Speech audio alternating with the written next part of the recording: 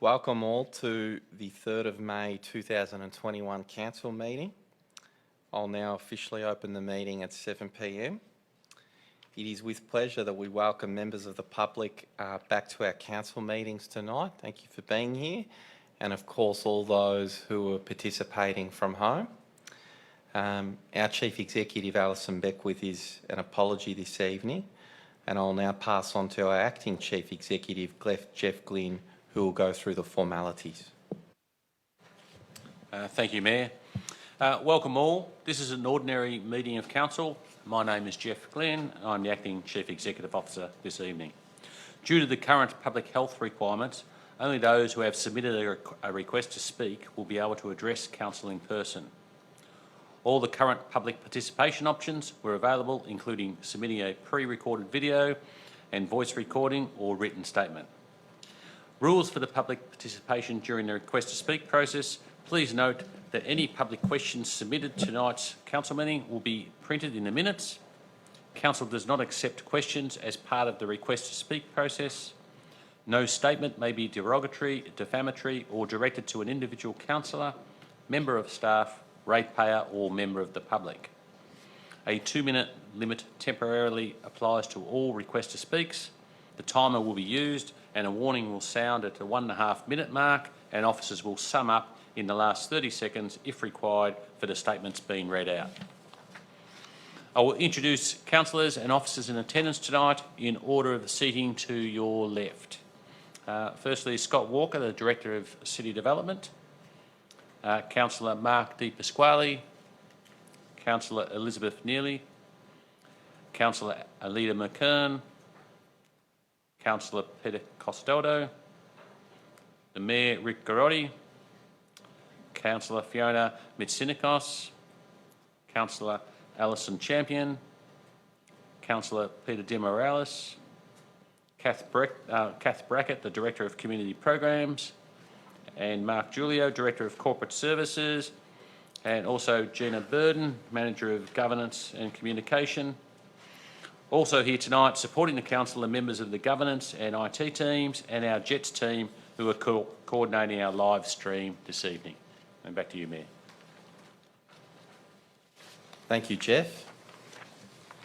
Our meeting this evening is being held on the traditional land of the Wurundjeri Woi-wurrung people, and on behalf of Banyule City Council, we wish to acknowledge them as our traditional custodians.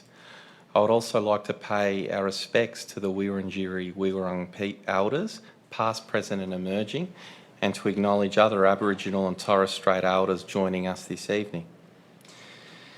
Council is committed to and values diversity within our community.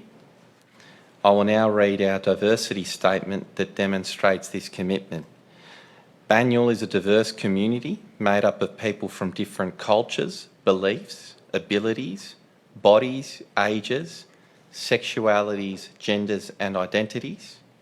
Council is committed to inclusion, access and equity for everyone. These principles foster cohesiveness, empower people and improve the well-being of the Banyule community. Starting off this evening, I'd like to issue a trigger warning prior to the beginning of this evening's proceedings. Tonight, all councillors and our officers are wearing a touch of red and are taking a moment to acknowledge victim survivors of family and gender-based violence and the impact that this is having on our society. This can be a very confronting topic, and we urge anyone who is present or listening in this evening who finds the discussion is triggering or raising fears or concerns to please contact 1800-RESPECT, the National 24/7 Sexual Assault, Domestic and Family Violence Service on 1800 737 732. I'll now pass over to Councillor Fiona Mitsinikos to say a few words on this very important issue. Thanks, Mayor.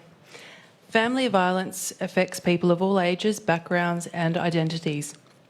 As a community, we all feel the human, financial, health and the social costs. While anyone can be a victim survivor of family violence, most are women. Every week, at least one woman is murdered in Australia by a current or a former partner. Children are present as victims or witnesses in about a third of all incidences reported to police. Domestic and family violence can seriously harm a child's emotional, psychological and physical being. All children are affected differently to family violence, and currently there are more than 1 million children in Australia who are affected, and research shows that kids exposed to violence within the home are more likely to grow up with issues relating to alcohol and drugs, unemployment, homelessness, an increased chance of using or experiencing violence in their adult relationships. Sorry. So far during 2021 in Australia, there have been lots of coverage of sexual harassment, sexual violence and extreme physical family violence through our news and the media.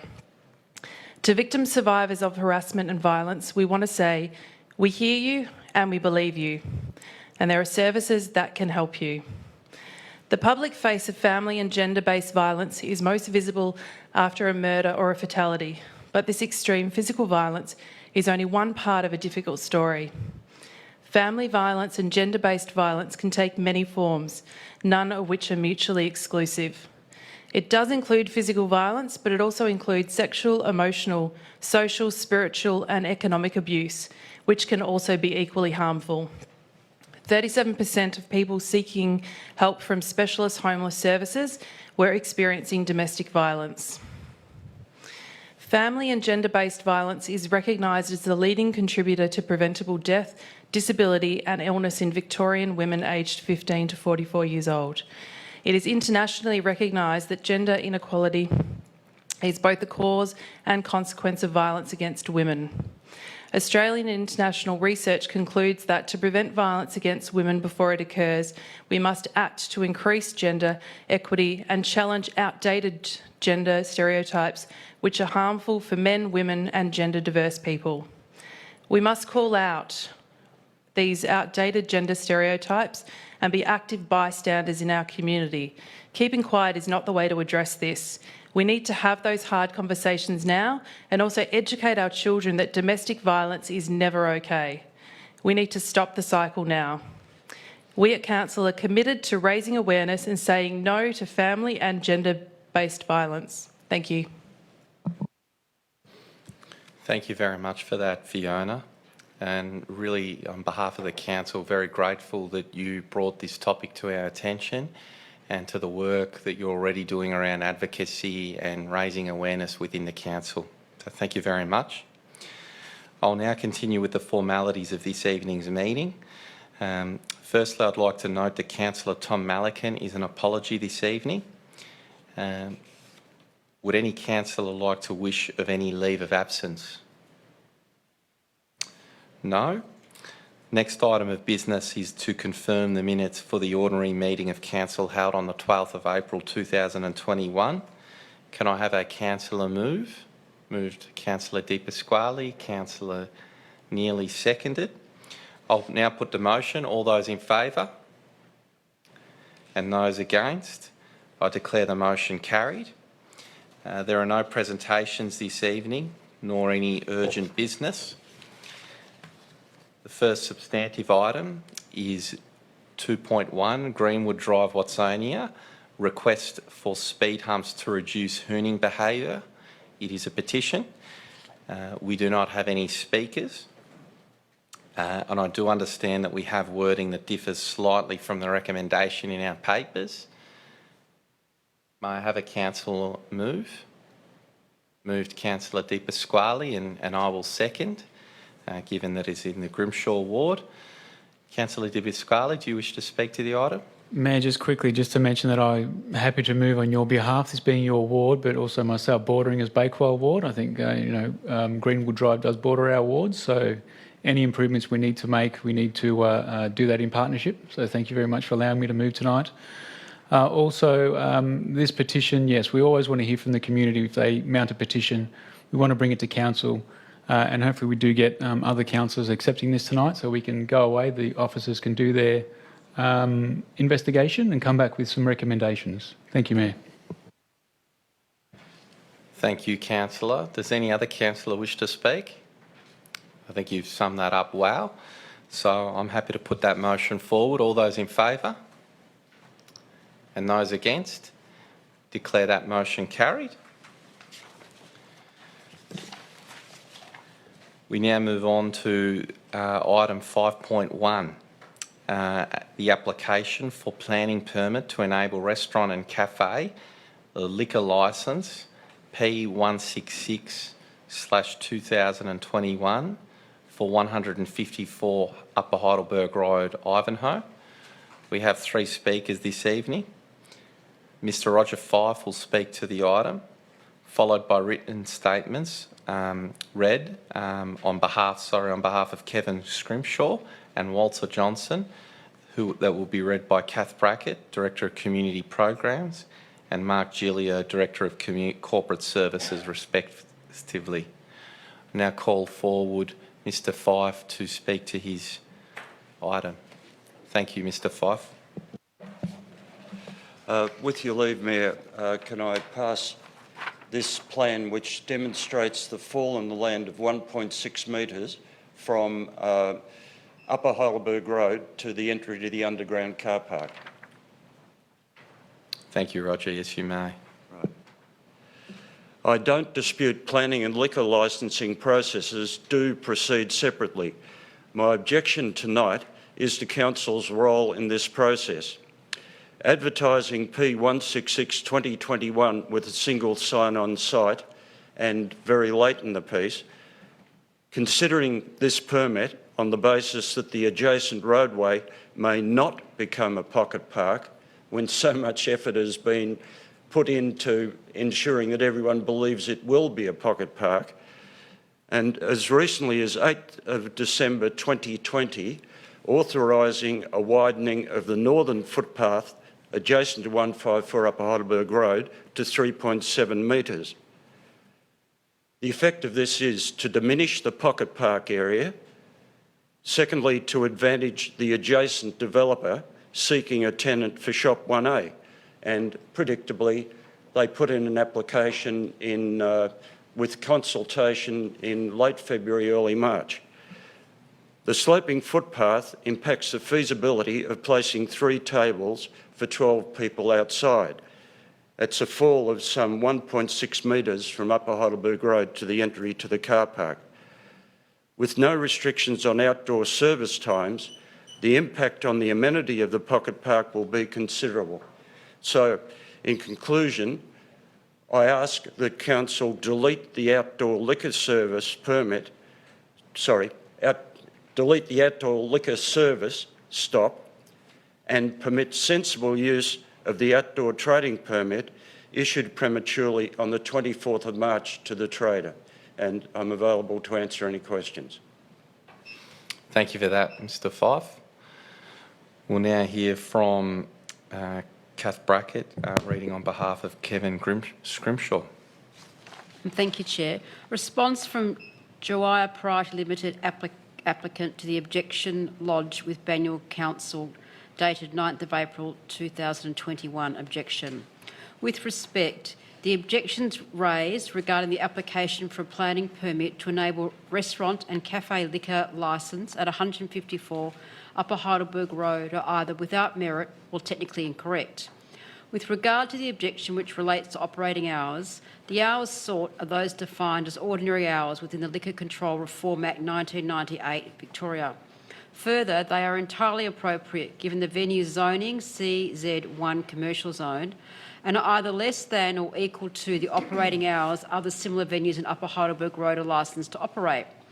The objection which relates to the proposed pocket park attempts to conflate 2 completely unrelated issues: the issuing of a planning permit to enable restaurant and cafe liquor licence and the proposed use of the closed section of Waterdale Road as a pocket park.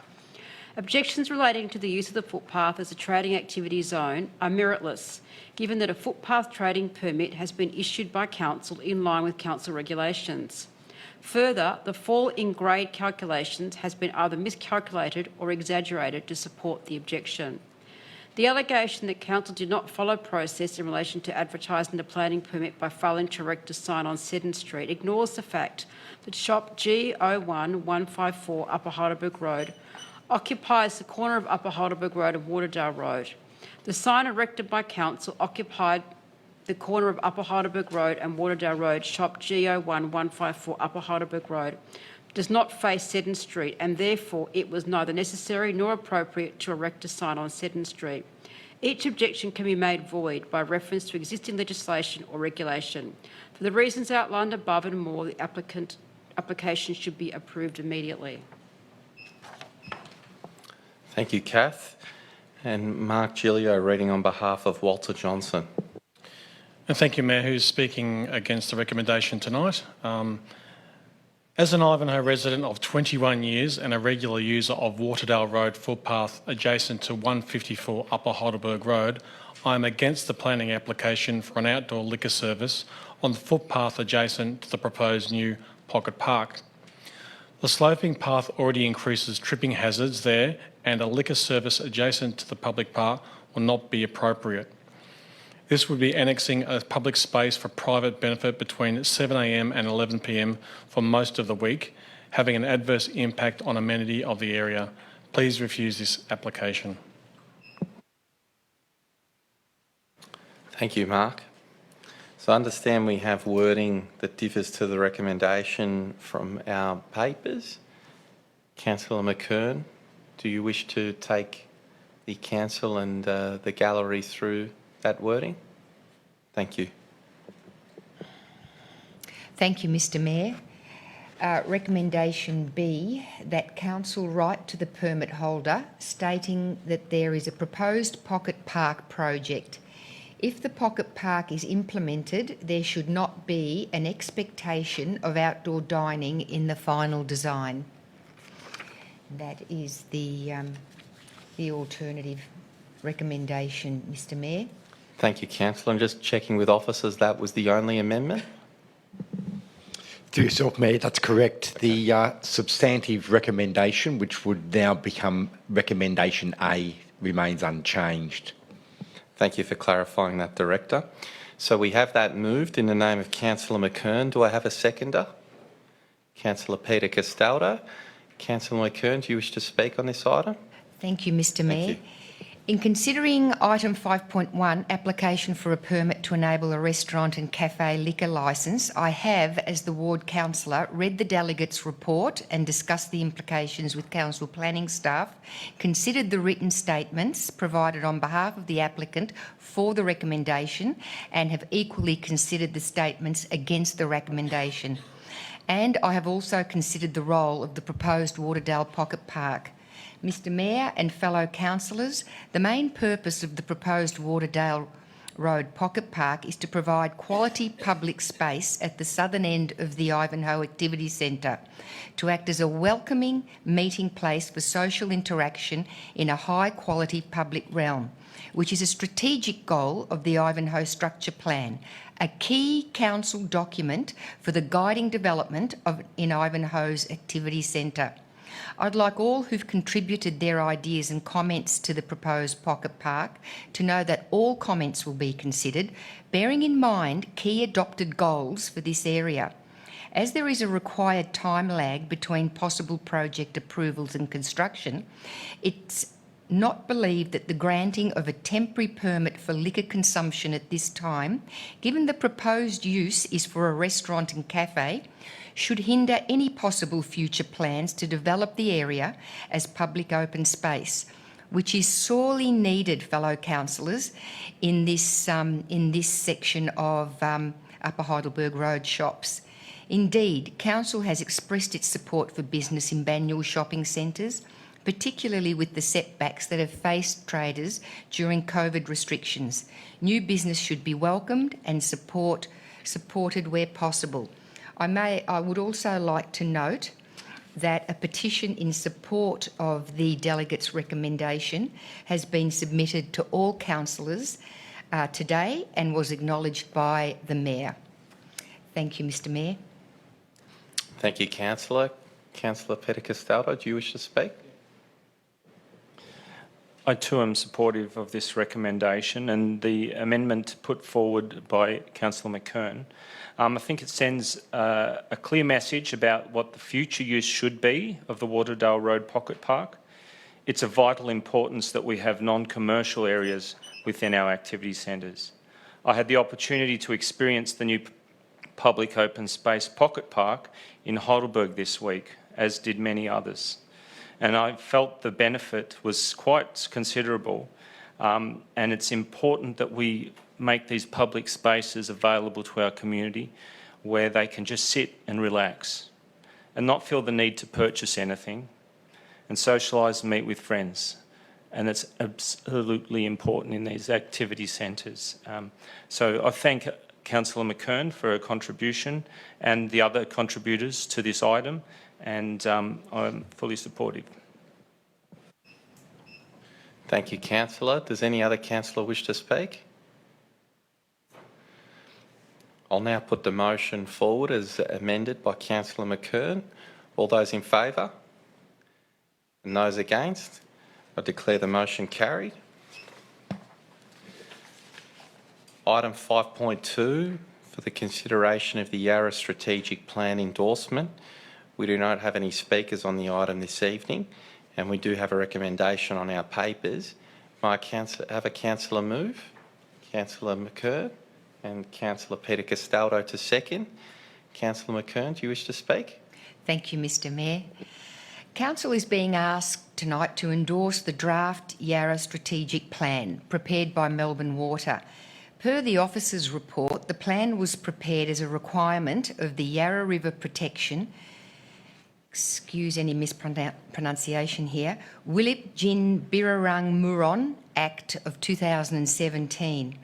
It's important as it's the first integrated river corridor strategy for the Yarra that has involved input by the traditional owners. For example, Wurundjeri sites of significance are highlighted. In our municipality, Yarra Flats is shown as an area of significant cultural resource for food, fibre and medicine. It's also a meeting place with other Kulin groups. It is of concern that, from the purpose of transparency, this final document is not available for public perusal. Note, it is not included in the attachment documents to tonight's agenda. Discussion with council staff has revealed that our staff did indeed question Melbourne Water's requirement for confidentiality of the report. Nevertheless, if people are interested in viewing the strategy, I found the draft Yarra Strategic Plan online on the Engage Victoria website. I'm advised by council staff that the draft isn't markedly different from the final and that there are no significant implications for Banyule. Thank you, Mr Mayor. Thank you, Councillor. Councillor Castaldo? Does any other councillor wish to speak? I'll now put the motion forward. All those in favour? And those against? Declare the motion carried. We now move on to item 7.1 for the consideration of Belfield Project, Notice of Intention to Sell, clarification of eastern edge of the site. And just for the record, this item was part of the statutory process under section 223 of the Local Government Act, where submitters have the opportunity to speak to the item. As there were no submissions, there are no speakers, and this item can now be considered by the Council. We have a recommendation in our papers. Can I have a councillor move? Councillor Peter de Morales, and a councillor second, Councillor Champion. Councillor de Morales. Thank you, Mayor. Just quickly, this is a continuation of a big project, and it's nice to see it moving along and getting to the next step. For anyone out there, this means that, you know, we're getting closer to our social housing getting complete. Our community groups are quite excited. I did meet with quite a few of them last week, and they're looking forward to this new project in the area being complete alongside with all the housing, hopefully to vibrant the area up alongside with the completion of Ford Park over the next few years. So, thank you, Mayor. Thank you, Councillor. Councillor Champion? No? Any other councillor? No? I'll just note thanks to Councillor de Morales for continuing to guide this project through the processes and keeping the community informed and in the loop on the way. Well done, Councillor. We'll now put the motion forward. All those in favour? And those against? Declare the motion carried. Item 7.2, award of contract number 1103-2021, panel of continuous improvement consultancy services.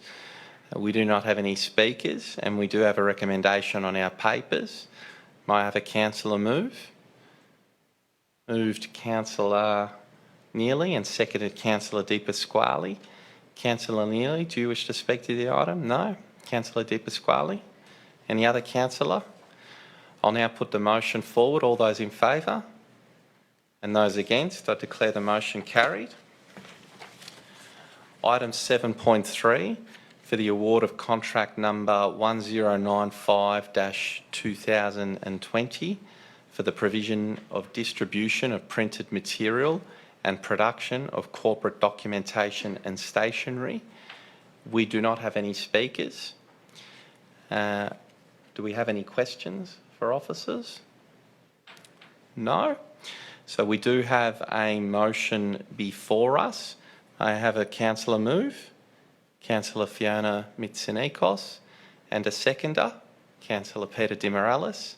Councillor Mitsonikos, do you wish to speak? Sorry. Thanks, Mayor.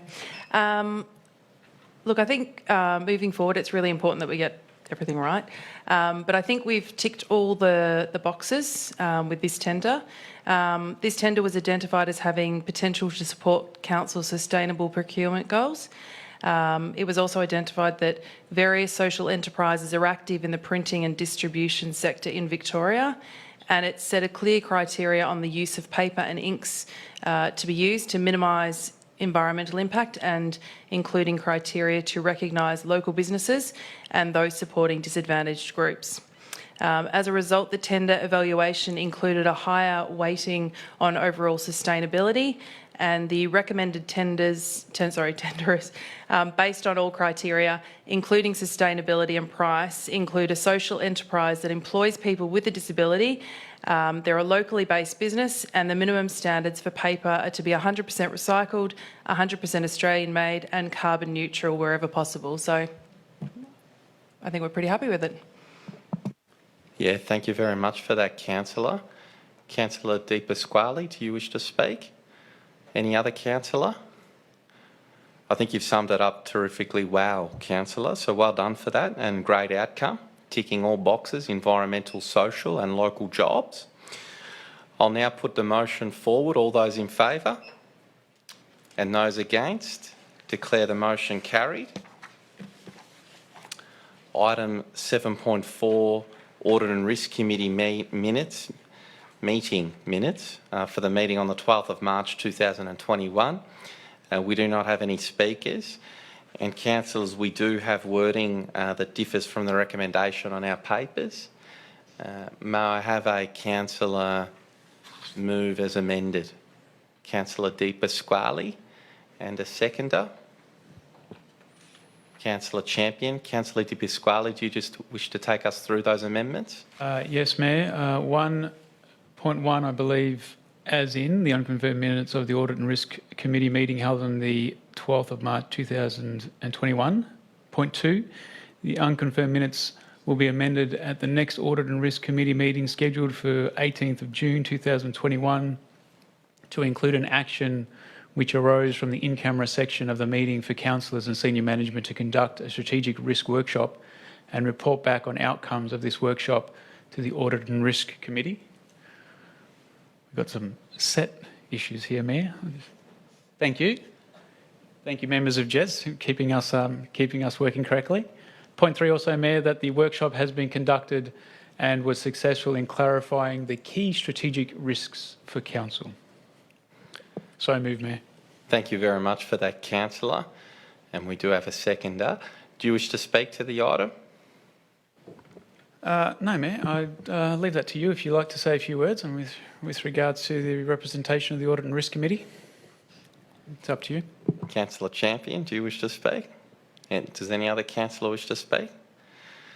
Look, I'm happy to highlight that just for the record, there was a discussion in camera around strategic risks, and an action did arise from that. and I think it's important to have that documented in the minutes.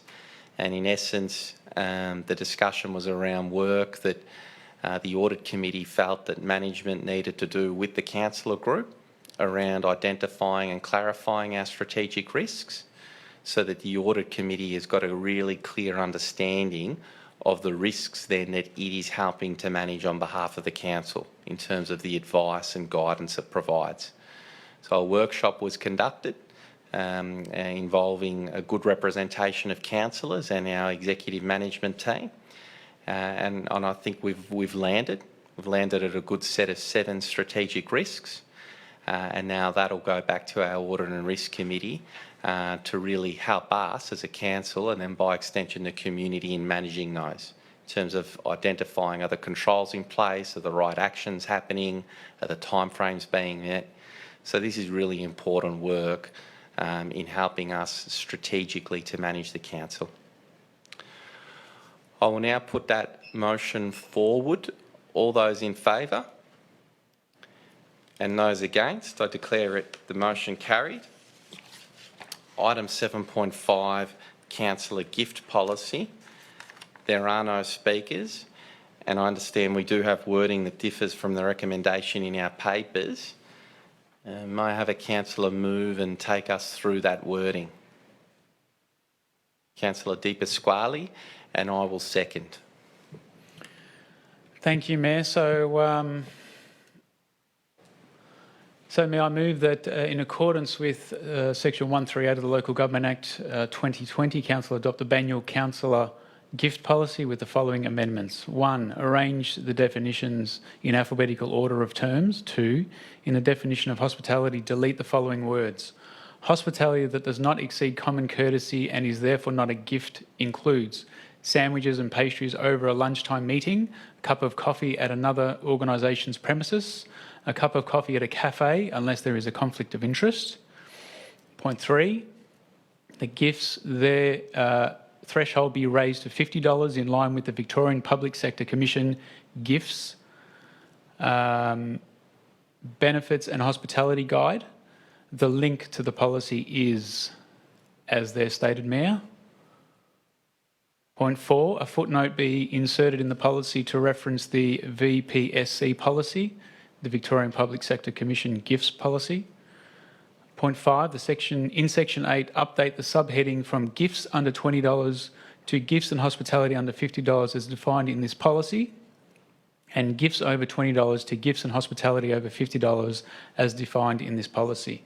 Other amendments as required to ensure consistency with these changes, Mayor. So moved. Thank you, Mayor. Thank you, Councillor, and I've seconded. Councillor, do you wish to say a couple of words? Thank you, Mayor. Yeah, just a few small changes there, just to go into alignment of the gifts policy that we have had as a council over the recent years. It wasn't a requirement of the Local Government Act. I believe 1986 was the previous Local Government Act when that was instated, to have a gifts policy. Banyule Council and Banyule councillors did have a gift policy that we were adhering to, but it definitely wasn't a requirement within the sector. The new 2020 Local Government Act means it is a requirement within the sector, so every council needs to abide by a councillor gift policy. So a couple of changes there that we've actually made. Also, just to be aware, and the public, I think, also needs to be aware as well.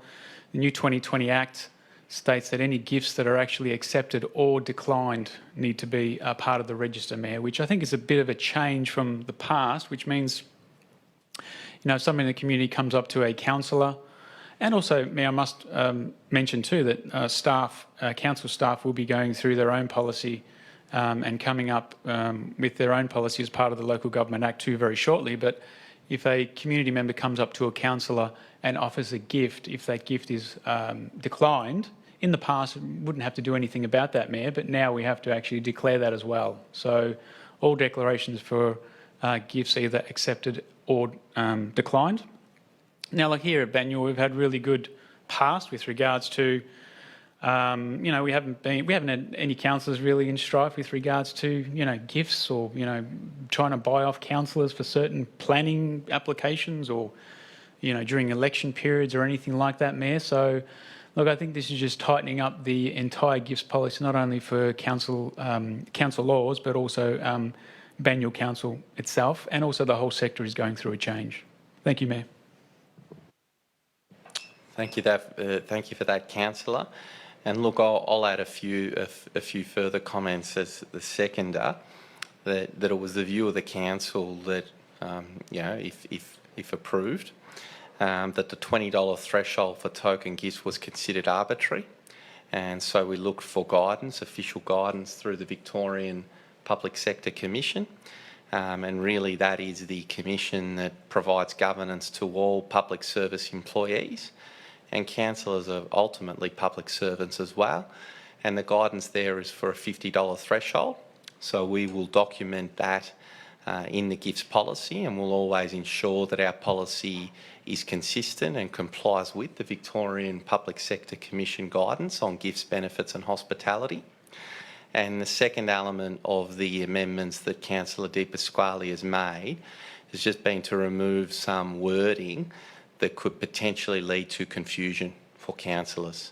So we just want to be very clear, succinct and transparent around what a gift is and what it isn't, and therefore when councillors should be declaring those gifts. And I might just add, for the benefit of for councillors, but also for the gallery, that I've had a discussion with the Director of Corporate Services this evening, and councillors will just be receiving a session on the process around declaring and registering gifts. It's not a part of the official training that's required for new councillors, but I think given that we'll be now adopting a gifts policy, just as part of our commitment as best practice as a council, we'll receive some training on that, just to ensure that we are doing all the right things. Does any other councillor wish to speak to this item? No? I'll now put the motion forward. All those in favour? And those against? Declare the motion carried. Item 7.6, record of councillor meetings.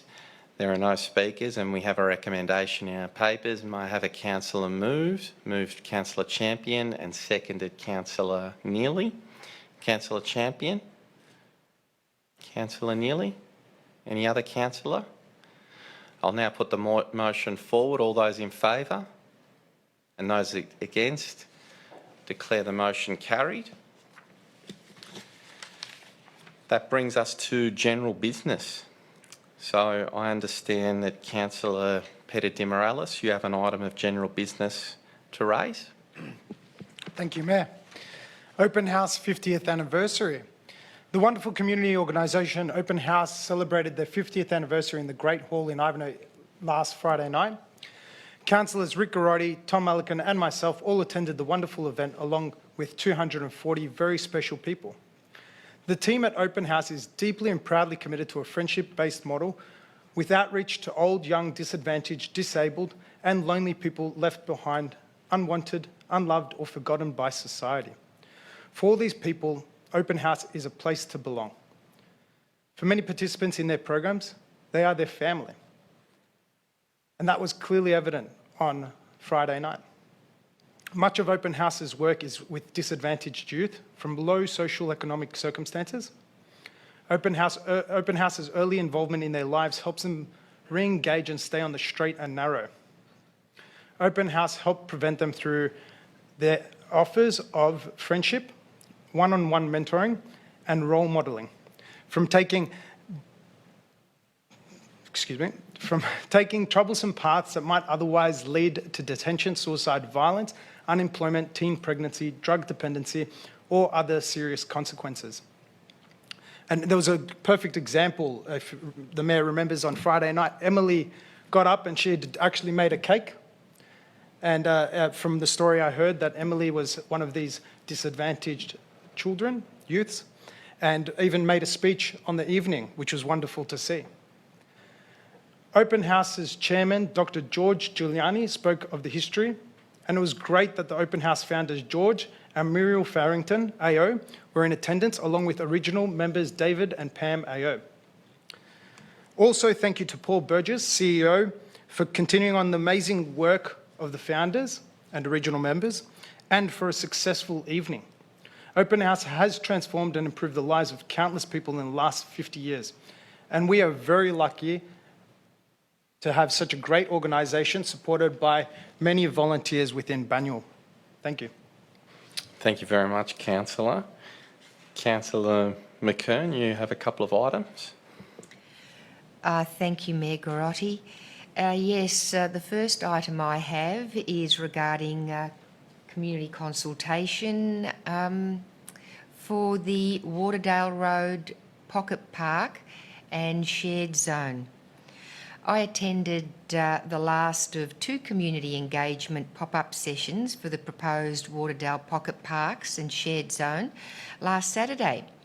Locals had the opportunity to talk to council staff and councillors. And interestingly, after the, at the first pop-up session about 2 weeks ago now, the staff realised that while some people did want to comment, they didn't have time to stop for a chat. So at this pop-up session, a poster was set up where residents could place a dot in the column of against, neutral or support for the park. I must say there was an overwhelming show of dots in the support column, which is encouraging. I wish to thank all the parks, open space planning and transport staff who attended the sessions, and to Councillors Melican and Castaldo who attended the first session. A marvellous opportunity not only to gauge our community's opinions, but to have a real live presence in our community, which is a nub of what it means to engage in meaningful engagement. Council will receive public comments until the 5th of May, and if you wish to contribute, please go to Council's webpage at Shaping Banyule. Thank you, Mr Mayor. Thank you, Councillor. And I'll just note that Councillor Mitsonikos and I attended the second session along with the Chief Executive. So you've had good representation from the Council group at those consultation forums. And I believe you have another item. Thank you, Mr Mayor. Yes, it is Ramadan month, which is a very special time for our Muslim community. This year, Ramadan started on 12th of April and will continue for 30 days until the 12th of May. Council has been active in its participation, which has including sharing in Ramadan iftar dinners, as well as hosting a Ramadan dinner, an iftar, last Wednesday here in Council Chambers, which was very successful.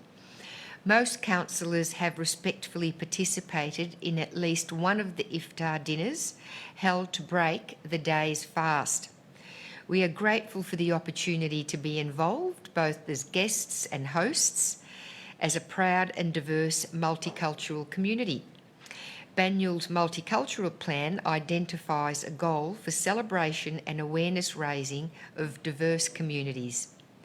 At this time of Ramadan, we wish our Muslim community, Assalamu alaikum, peace be upon you. Thank you, Mr Mayor. Well done, Councillor. Councillor Neely. Thank you, Mr Mayor. I'd just like to talk about my Beale Ward community clean-up, which was inspired by Clean Up Australia Day. There's always more than enough rubbish to clean up, not just on the one day of the year. So yesterday I met residents at Greensborough Park to take part in the clean-up. We collected the visible rubbish near the oval, as well as rubbish hidden in the brush along the Plenty River. And at a glance, it's, you don't see much, but as you navigate your way through the slopey area, there's quite a bit. Unfortunately, we found larger items dumped along the river, some of which we couldn't retrieve. But to balance this disappointment, it was heartening to hear from local students who really care about recycling and waste disposal. It's the best thing, because I guess our youth are the future of this and have to be on top of it. Some of the residents helping out shared their stories and their experiences along the river, particularly about when it was safe to swim in and the changes to the area over the past 40 years. So it was more than just a clean-up event. It was also a bit of a storytelling and collection of history in the Greensboro area. It's clear from talking to residents and seeing it myself yesterday that parts of the Plenty River and surrounds need some real TLC. Amongst the challenges are the many weeds sloping down all the way to the water. I'm keen to look at how council and other agencies can continue to work alongside our local residents to improve the area for the community. It's a beautiful area. We want to protect the flora and the fauna, and there is just some, more maintenance that could possibly happen. I'd like to thank all the local residents who came along to assist with the clean-up. It was wonderful to meet many of you for the first time. Just two of the things I love about living in Banyule is the strong sense of community and the love for our local environment, and they were both on display yesterday. Special thank you to Emma and Rachel from the Bushland Management team. They had to field a lot of questions. They were standing in the one spot, and people that weren't necessarily there for the clean-up were asking questions about trees and which trees are protected and all those sorts of questions. I didn't hear all of them. They were lending their expertise and support, and we're lucky to have them here at Banyule. And also I'd like to thank Vicky Ward, member for Eltham, for coming along as well. She was there purely to help cleaning up, so that was appreciated. Australia's waste challenges are continuous, and I think this is a good activity that I'll be doing again later on in the year, and I hope to see more people there. Thank you. Thanks. Well done, Councillor, and you did that completely out of your own initiative and resourcing, so well done. Councillor Champion. Thanks very much, Mayor. The Sherborne community has repeatedly been asking for authentic, effective engagement with LXRP, or Level Crossing Removal Project, during the design process of Montmorency Train Station as part of the Hurstbridge Rail Duplication Project for the past 6 months. While LXRP has created online meetings and information sessions since October 2020, this community believes it has not been involved in any decision-making or been invited to share their skills and knowledge as engineers, urban designers, rail specialists, environmentalists, and specialists in the functionality of the Montmorency Train Station precinct. This community continues to attempt to connect with LXRP, state representatives and ministers to be heard in their requests for meaningful conversation, allowing for expert input to leave a legacy which is both functional as a safe public transport location and retains the village feel of the suburb. On behalf of the Sherborne community, I will work with the Mayor and Chief Executive Officer to seek a meeting with the Minister for Transport, the Honourable Jacinta Allen MP, to meet with the Mayor, myself as the Ward Councillor, the State Member, the CEO, and specific community specialists to ensure LXRP meets and communicates effectively in the design process and outcomes which will lead to both a practical, safe and aesthetic Montmorency Train Station precinct for the next 100 years. Thank you, Mayor. Thank you very much for that, Councillor, and we will get that letter out ASAP to the Minister. Does any other councillor have an item of general business to raise? No? So I wish to note that the next ordinary meeting of Council will be held on Monday the 24th of May 2021, followed by a special meeting to consider submissions for the budget on Wednesday the 26th of May 2021. Council is working towards the next meeting being back at the Council Chambers in Ivanhoe. There will be limited seating for those wishing to attend in person. All the current participation options will be available to those who still want to submit a video, audio recording or written statement, and more information will be available on Council's website closer to the meeting. We do understand it is a bit frustrating for members of the gallery, but the Council is working within the COVID-19 restrictions that are set out by the Victorian State Government. I now close the meeting at 7:50 p.m. and thank those in attendance tonight and all those who have listened in from home. Thank you.